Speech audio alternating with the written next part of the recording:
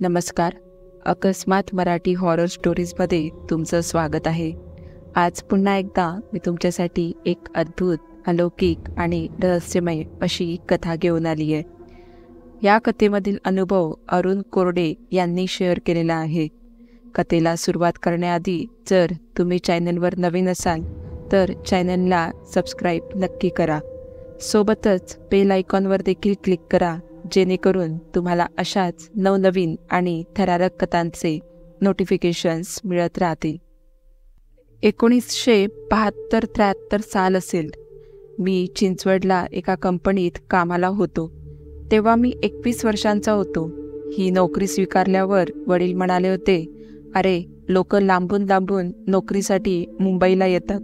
तूच एक वेगळा आहेस. मुंबई सोडून पुण्याला चाललायस." मला त्यांचं बोलणं आवडलं नाही, पण जुना जमाना, वडिलांपुढे बोलणार कोण? मी चुपचाप कंपनीत जॉईन झालो. सुरुवातीला मी पुण्याला लॉजमध्ये राहायचो. महिना 40 रुपये, दोघांची रूम. चिंचवडला जायला इंजिन लोकल होती. संध्याकाळी काहीच काम नसल्याने भटकंती हाच टाइमपास. असेच एकदा आम्ही 4-5 जण हनुमान हिल खाली असलेल्या दीपाली हॉटेलमध्ये जेवत होतो. प्यायला बियर होतीच. रात्रीचे 10 वाजत होते. गप्पा रंगात आल्या होत्या. अचानक माझं लक्ष घड्याळाकडे गेलं. 10:30 वाजले होते. थंडीचे दिवस. त्यावेळी पुण्याला जबर थंडी पडायची.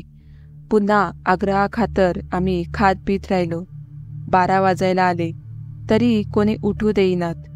पण मी उठत म्हणालो, "अरे, मला सकाळी 8ला निघायला लागतो आणि उद्या ऑफिसमध्ये हेड ऑफिसचं इन्स्पेक्शन आहे. मला निघायला हवं." असं म्हणून मी बॅग उचलली. तेवढ्यात वराडकर आणि बाकी सगळेच म्हणाले, "आम्हाला काय ऑफिस नाही, आम्ही काय 10 वाजेपर्यंत झोपणार आहोत." पण मी ठाम होतो, "नाही रे, तुम्ही जवळ राहता. लॉजला रिक्षाने जावं लागेल आणि अर्धा तास तरी तिथे जायला लागतो." असं म्हणून मी बाहेर आलो. थोडी चढलीही होती. एवढ्या रात्री रिक्षा मिळत नव्हती. चुकून माकून आलेली रिक्षाही थांबायला तयार नव्हती. कशीबशी 12:30 पाऊणच्या आसपास एक रिक्षा माझ्याजवळ येऊन थांबली. रिक्षावाला कंटाळला असावा. खेकसून म्हणाला, "लवकर बसा की राव." मी धडपडत रिक्षात बसलो. कारण मी बसतोय तोच रिक्षाने चांगलाच वेग घेतला. मला जरा राग आला, पण मी बोललो नाही. 15-20 मिनिटांनी रस्त्यावरच्या एका स्त्रीने रिक्षा थांबवली. ती माझ्या बाजूला बसली. पांढरे स्वच्छ चंदेरी केस, कपाळावर कृपया एवढं कुंकू, चेहऱ्याच्या मानाने डोळे मोठे आणि पिवळी फिक्कट साडी. चेहरा नीट दिसलाच नाही. जे डोळ्यात भरलं ते सांगतोय. बसल्यापासून तिने जे तोंड बाहेर काढलं ते मला कधी दिसलंच नाही. रिक्षाचा वेग प्रचंड वाटत होता. रिक्षावाल्याला एवढी कसली घाई आहे तेच कळेना. मी जरा जोरात म्हटलं, "अरे, जरा सावकाश चालवा." त्यावर तो तिरसटून म्हणाला, "त्या बाईंचं काय बी म्हणणं नाही. तुम्ही कशाला वचवच करताय? घरला जायचंय. उतरून देऊ का इथंच?" माझं लॉज अजूनही बरंच लांब होतं. मी चुपचाप बसलो. ती बाई पण काहीच बोलत नव्हती. मी विचार केला, या बाईनी थोडा चेहरा इकडे केला तर 4 शब्द बोलता येतील. पण तिने जे तोंड बाहेर काढलं होतं ते बाहेरच ठेवलं. अचानक रिक्षाचा वेग कमी झाला. बाहेर डोकावलो तर समोरून एक प्रेतयात्रा येत होती. ती गेली आणि पुन्हा भन्नाट वेग वाढला. समोर पुणे स्टेशनचा परिसर दिसू लागला. त्या बाईने रिक्षा थांबवली. ती उठली, पण तिचा चेहरा दिसला नाही.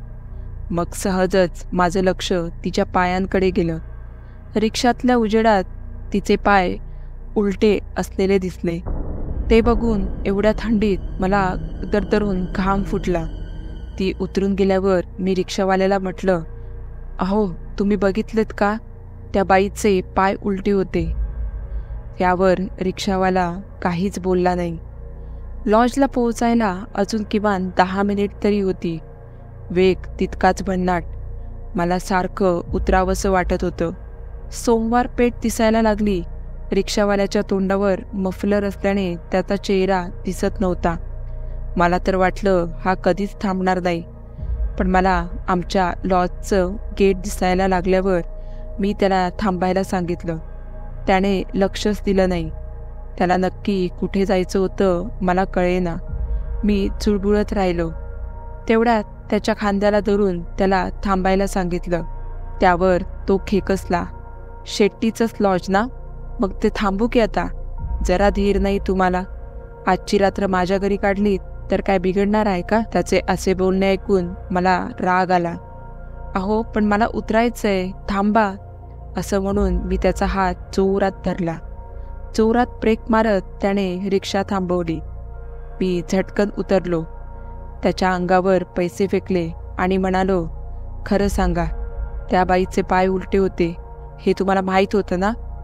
त्यावर तो विचित्र हसून म्हणाला, हे बघ, माझे पाय तरी कुठे सुलटे आहेत. जाता जाता माझी नजर त्याच्या पायांकडे गेली. तेही उलटेच होते. मी घाबरून पळत सुटलो. लॉजचं गेट जवळ दिसलं तरी थोडं लांबच होतं. तो माझ्या मागे रिक्षा घेऊन हात लांब करीत येत म्हणाला, अरे थांब, आजच्या रात्रीची तरी माझी सोय होऊ दे. पण मी जीव मुठीत घेऊन पळत होतो.